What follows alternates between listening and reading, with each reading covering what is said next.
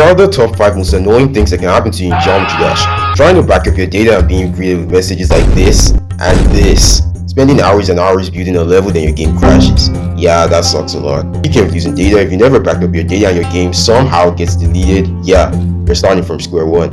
Literally. Beating a new artist, especially if it's an extreme game and the difficulty gets lowered, well, you beat it off for nothing. Sucks to be you. And finally, dying at 99% in either a long level like Eon or when grinding your new artist. Or you can kiss your keyboard goodbye. Here are the top 5 easiest demons in Geometry Dash. Number 5, Shiver. This level starts off with the not so hard ship parts that could be challenging to beginners, but after that the level is pretty much really easy with a few memory parts that require a bit of practice. Number 4, Platinum Adventure. Platinum Adventure is a 7-star level with a few memory parts, but shouldn't be a problem for new players. Number 3, the Lightning Road. Lightning Road might have been rated demon because of the excess amount of mirror portals, which will make some parts confusing, but if you remove them all, this level is like a 5-star. Number 2, Blindfolder. This level requires a bit of practice, maybe a practice mode run, and after that this level is basically a free demon. Number 1, Fijork. This level is short but also not hard. Could take someone that hasn't beaten a medium demon 20 to 30 minutes, but you have to be decent in every single game mode to achieve this. What's the least amount of effort ever put in a Geometry Dash level? You might think it's the level with the least objects, which is 29 by Sputniks, which the real effort was to use as little amount of objects as possible.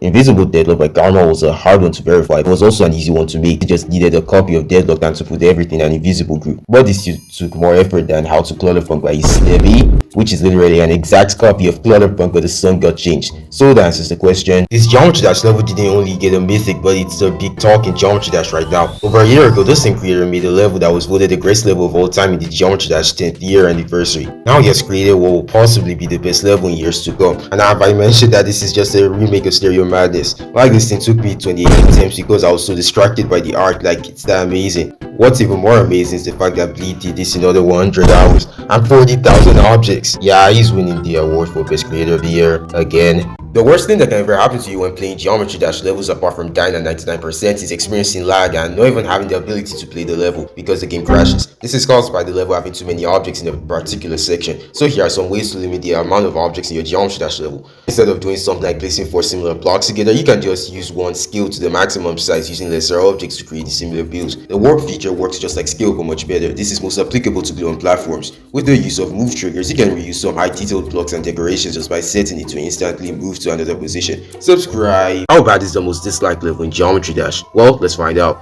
Are these jumps actually real? I thought this level was auto. And they're fakes too? Okay, what's here? No, you know what? I'm just gonna go into practice mode even if the level is auto. What is this? Like this is stuff you see in the top 1. Okay, that's a 1.5 out of 10. It definitely deserves to be the most disliked level in Geometry Dash. No ever play this. Geometry Dash, but I'm being chased by this evil player. Oh my god, it's already gaining on me and it's fast. My only goal is to beat the level. Well, what else will I do? Alright, get the key, get the key, get the key.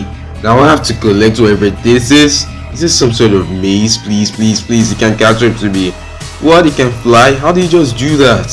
I'm literally sweating. How long is this? No! This level was made by SD Slayer. Go check him out and subscribe. Here's how to get all 164 secret coins in Geometry Dash. Firstly, you have to collect the secret coins from every single Robtop level. This involves the 23 main levels, the tower, and even the spin-off games. Then you have to go through a painful journey to beat every single map at level.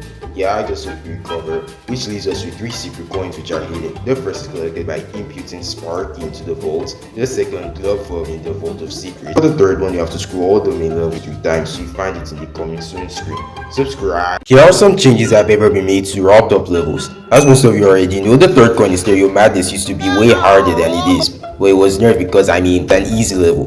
Most of the coins in one of Robtop's spin-off games, Geometry Dash Sub-Zero, were changed because of how awful the coins were. The level now came at its ending change because Robtop updated the end trigger in 2.2 and also decided to update the level's end trigger. And finally, the boss of the secret hollow got nerfed in one of the minor versions in 2.2. Here are the top 5 most satisfying things that can happen to you in Geometry Dash. Your list getting featured might not sound like a big deal, but I'm sure you had a bit of excitement when you got your first featured level. Seeing a good comment made by the creator of the game Robtop on your level is not just rare and satisfying, but it's actually very encouraging.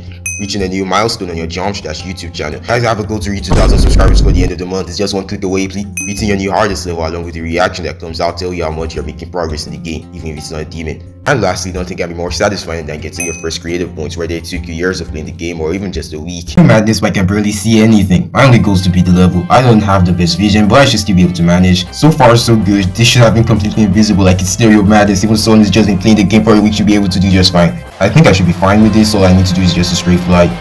Oh, hell no! Oh my gosh, I missed the coin. That doesn't matter. Please don't die the triple spike. How did I just do that? And I did it again. You know what? I'm feeling lucky today, so I should go for the third coin. Bad idea. No! Please do me a favor and subscribe. I plan to reach 2,000 subscribers before the end of the month, please. This is why I think base after base is the most Robtop level. The level starts off with simple spike jumps, and as the level progresses, you'll see things that you've seen in other levels before it. The problem with this is that there's nothing unique about the level. Take Back on Track and Polar Guys for example. They start off with jumps involving a new mechanic. Base after base, well, it has none of that. And don't even let me get started with the coins, especially the first and the third one. They are significantly easier than the regular path. This is just my opinion, by the way. It shouldn't matter to you. If you love base after base, then good for you, I guess. The only thing I need for you is to help me reach my goal of getting 2,000 subscribers for the end of the month by hitting that subscribe button. Please, Geometry Dash Levels, you won't believe, recently got rated part 1. The level improvement starts off with an auto section that extends up to 10% of the level with extremely basic block design, and moves on to a dual shape part that isn't all that bad, just uses very basic decoration. It proceeds to a dark part, which is also fine, but things get worse with this part looking like recent type kind of stuff, and gameplay having a lot of bugs. I don't know what Rob is thinking. Maybe he's just trying to reduce the rating standards since that's what the players want, but if this can get rated, then this level I mean should get mythic. Subscribe, I hope we reach 2,000 subscribers for the end of the month. Here are some things you didn't know about Geometry Dash main levels. The text you see after you die to the first jumps in stereo madness and Polar Guys is actually displayed by a code not tied to the levels but to the ID. You can confirm this by changing the ID of a level in the game's files. If you can't do that, the first 7 levels which were released in the first version of the game 1.0 used to have different difficulty phases, with stereo madness still being easy, but levels like Can't Let Go and Jumper being insane.